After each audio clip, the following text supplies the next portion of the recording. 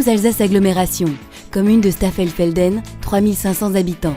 Comme de nombreuses institutions, la mairie de Staffelfelden a besoin de mettre son bâtiment aux normes pour l'accès des personnes à mobilité réduite. Comme la plupart des bâtiments construits dans les années 70, la mairie a beaucoup vieilli. Menuiserie extérieure, large façade vitrée, crépi, murs et armatures, toit. Le bâtiment est devenu une passoire thermique. Quand il pleuvait, on avait des infiltrations d'eau, le bâtiment pas isolé, dépensait beaucoup d'énergie.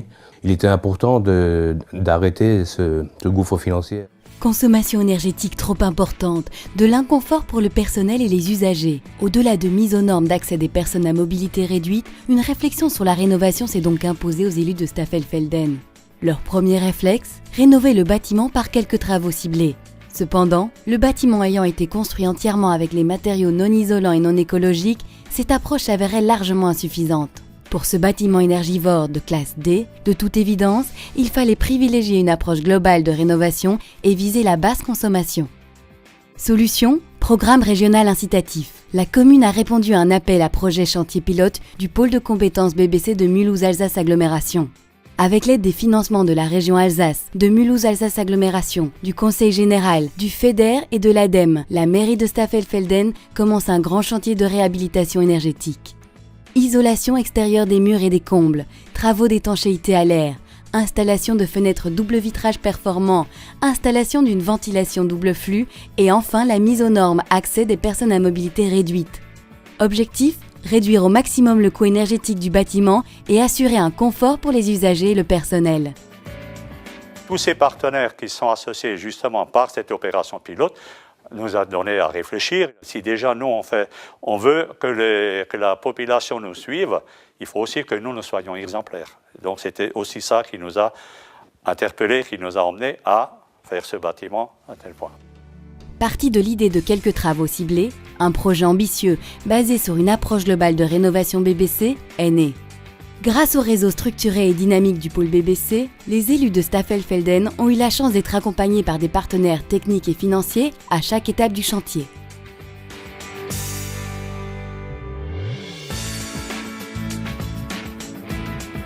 Dans la région mulhousienne, nous avons une conviction de plus en plus partagée de penser que la lutte contre le réchauffement climatique est un enjeu tout à fait essentiel de survie de la planète, c'est un enjeu urgent, il s'agit de s'y prendre maintenant pour entrer sereinement dans la civilisation de l'après-pétrole, c'est un enjeu de civilisation. Et nous pensons que ce n'est pas l'affaire des autres, c'est l'affaire de tous et donc c'est l'affaire de notre territoire. C'est ainsi qu'on s'est engagé dans un plan climat depuis 2006. Le constat est le suivant, 37% de la production de gaz à effet de serre, c'est l'habitat. Et donc l'isolation des bâtiments, l'étanchéité à l'air devient un enjeu majeur. Et c'est dans cet esprit-là que j'ai lancé il y a 3 ans un pôle de compétences qui associe l'ensemble des acteurs pour à la fois susciter la demande et susciter l'offre. Faire en sorte que lorsque nous travaillons sur les bâtiments, on soit dans une démarche d'ensemblier.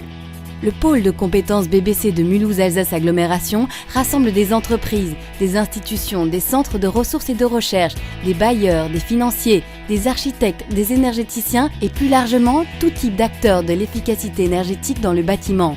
Ce réseau structuré et agissant constamment de façon coordonnée sur des projets réels vise à promouvoir la croissance verte, encourager les solutions BBC et stimuler le marché de basse consommation.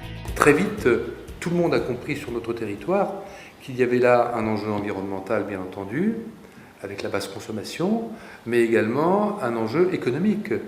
Rien que sur le territoire de l'agglomération, on estime que dans les 10 années à venir, c'est 2 milliards d'euros, c'est 1500 emplois non délocalisables pendant 10 ans, c'est considérable. Nous, notre rôle avec l'ADEME, l'ALM, la région, c'est d'avoir un effet de levier, mais très vite, les entreprises et certaines corporations ont été en pointe, prennent le relais. Eh bien, lorsqu'on travaille comme ça ensemble, eh bien, ça permet de réaliser des choses que seul on n'aurait pas pu réaliser. Ça permet d'aller au-delà du quotidien, ça permet de construire le futur. On a ensemble une amélioration de qualité de vie en matière d'environnement, en matière sociale, en matière de développement économique.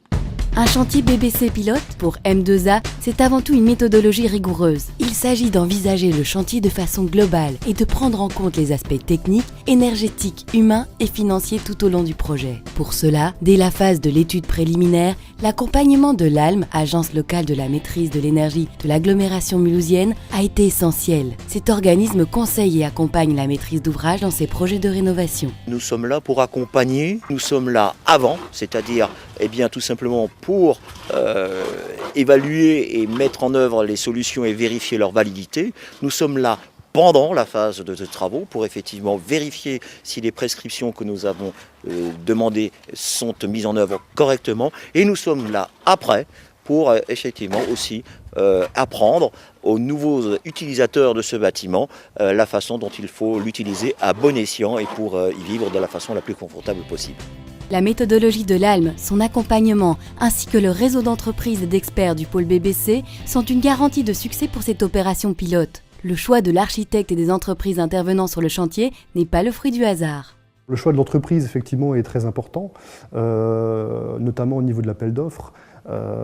Toutes n'ont pas de qualification effectivement réelle et d'expérience, donc il faut bien effectivement que chacun ait la chance d'appréhender ce genre de bâtiment.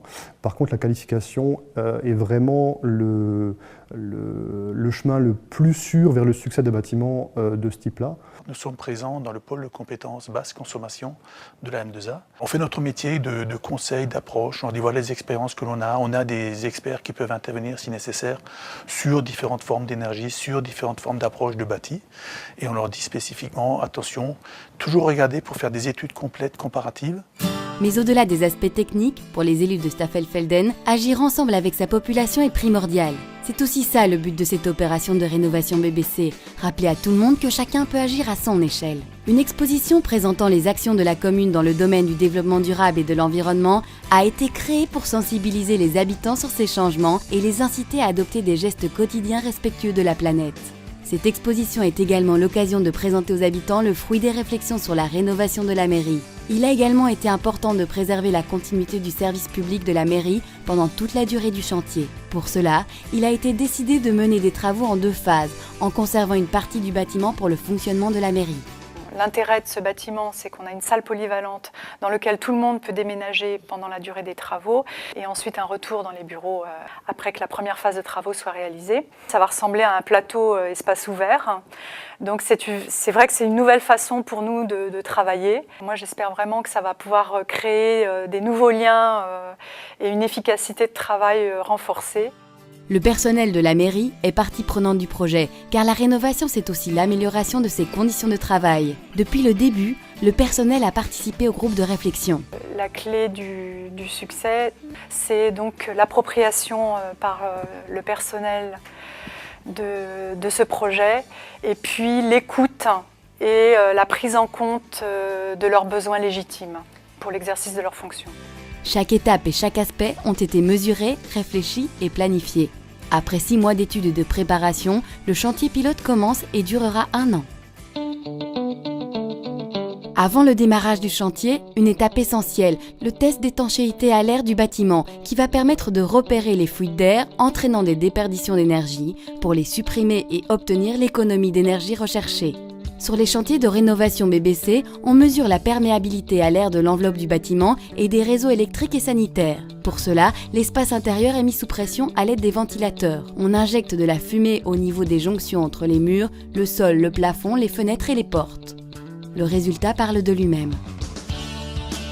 On prend un bâtiment qui n'a jamais été rénové, qui a à peu près 40 ans. Les principaux problèmes qu'on a relevés, qui sont un petit peu normaux, c'est les liaisons entre les menuiseries extérieures existantes et les poteaux béton et les murs béton. Donc c'est principalement par là que fuit le bâtiment, et c'est à cet endroit-là que le projet va améliorer grandement l'étanchéité à l'air du bâtiment.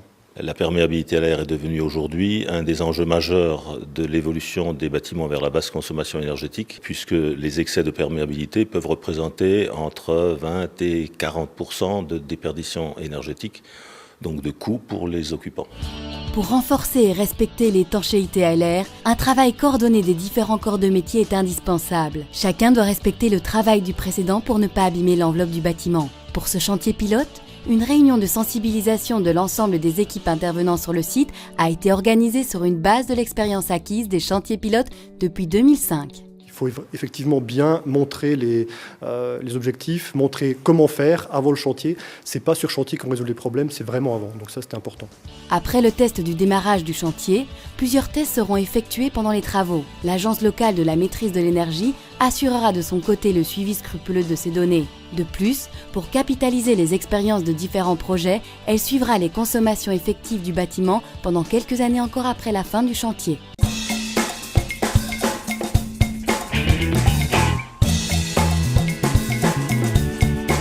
Ce chantier pilote durera 1 an. Démarrage, la façade. Remplacer les anciens matériaux non isolants par une enveloppe thermique performante. Pour cela, on met en place une nouvelle ossature qui va accueillir 2 couches de laine de roche d'épaisseur 100 mm chacune, avec un pare-pluie qui la protège des intempéries et enfin une finition bardage bois ou panneau stratifié. Cette épaisseur d'isolant assurera un confort thermique des occupants du bâtiment et permettra de limiter les ponts thermiques, surtout entre les murs et le plancher, mais aussi au niveau du toit et des fenêtres. On utilise des rosaces pour fixer, pour la tenir en place. Donc bien sûr là il faut régler la profondeur pour ne pas aller trop loin dans le mur et après surtout faire attention à la verticalité de nos ouvrages pour obtenir une finition parfaite. Finition parfaite pour une continuité de l'enveloppe thermique du bâtiment et donc des gains d'énergie. Enfin, au niveau du toit, 300 mm de laine de verre vont compléter l'isolation du bâtiment. Sur un chantier BBC, l'isolation va de pair avec le travail sur l'étanchéité à l'air. L'ensemble du bâtiment est protégé par une membrane étanche à l'air et par vapeur pour minimiser les pertes d'énergie et renforcer l'efficacité des isolants. Là aussi, la technicité de mise en œuvre est essentielle, surtout dans les endroits délicats, angles, jonction des feuilles de pare-vapeur, extrémité des poutres ou passage des tuyaux. Donc ici, on a un système d'accroche sur la dalle béton avec un primaire d'accroche qui est tout d'abord badigeonné. Après, on scotche donc le rouleau spécial. On a ce type de scotch, donc là c'est les raccords entre les laies de pare-vapeur entre elles, quand on a des recouvrements pour que ça soit étanche. Et donc après ici, on a dans un second temps par rapport à la partie toiture, on a le raccord entre le pare-vapeur de toiture et le pare-vapeur de mur. Ensuite, l'installation de nouvelles fenêtres double vitrage en aluminium avec toujours une attention particulière pour l'étanchéité. Une collerette spécifique assure une liaison parfaitement hermétique entre chaque fenêtre et le mur. En complément sont posés plusieurs joints silicone à l'extérieur et à l'intérieur, un compris-bande ainsi qu'une couche supplémentaire de laine de verre entre le cadre de fenêtre et le mur pour limiter les ponts thermiques. Isolation de façade et toiture, fenêtres, l'efficacité de chaque étape est vérifiée par un test d'étanchéité à l'air. L'intérêt de ce chantier pilote, c'est qu'on réalise plusieurs tests d'étanchéité à l'air. Ce test-là vient de montrer qu'on a des fenêtres qui sont parfaitement étanches à l'air. On avait une problématique supplémentaire là au niveau de l'étanchéité en elle-même, c'est-à-dire de la colle qui est associée au pare-vapeur. Donc on a demandé au charpentier de modifier et de prendre un produit qui soit adapté au pare-vapeur qu'il a posé. Donc il va revoir tous ces joints de colle et changer de produit. Il faut absolument utiliser les scotch et les colles qui sont adaptés au pare-vapeur ou aux freins vapeur qu'on utilise et qui sont recommandés par le fabricant. La méthodologie de l'ALM permet donc de relever des défauts de mise en œuvre et les pertes d'énergie pendant le chantier et trouver rapidement les solutions adaptées. Dernier élément de l'étanchéité à l'air performante, la ventilation double flux pour maîtriser la circulation de l'air sortant et entrant dans le bâtiment.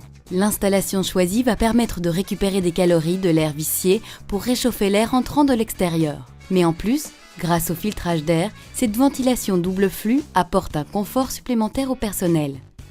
Au final, les besoins en chauffage du bâtiment seront très faibles. Une petite chaudière gaz à condensation assurera la production de chauffage et d'eau chaude sanitaire. Dernier point fort, des techniques innovantes sont mises en place sur ce chantier. En particulier, la ventilation de la cage d'ascenseur est assurée par un système de trappe automatique qui s'ouvre et se ferme en fonction des besoins réels, au lieu d'une aération permanente fortement déperditive, comme c'est généralement le cas. L'éclairage existant est remplacé par des luminaires avec lampes fluorescentes et l'éclairage des postes de travail est assuré par des lampadaires sur pied avec détection de présence et sonde de luminosité.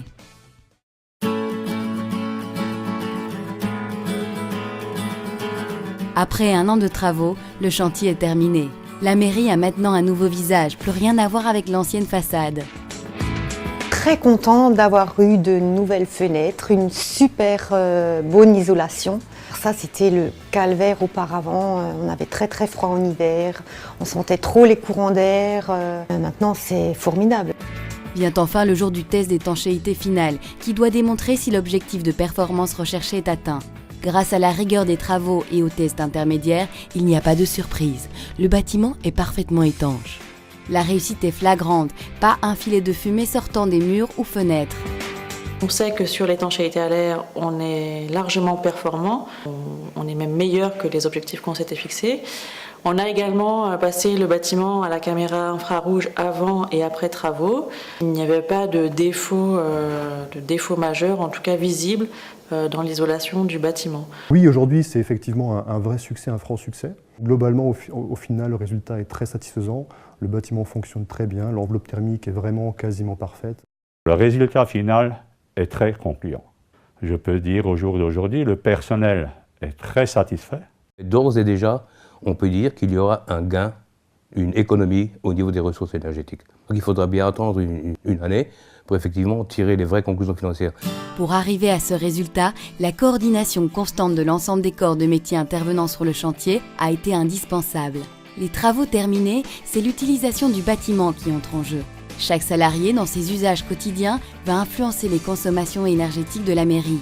Pour sensibiliser le personnel aux nouvelles pratiques et gestes à adopter, une réunion avec l'ALM a été organisée.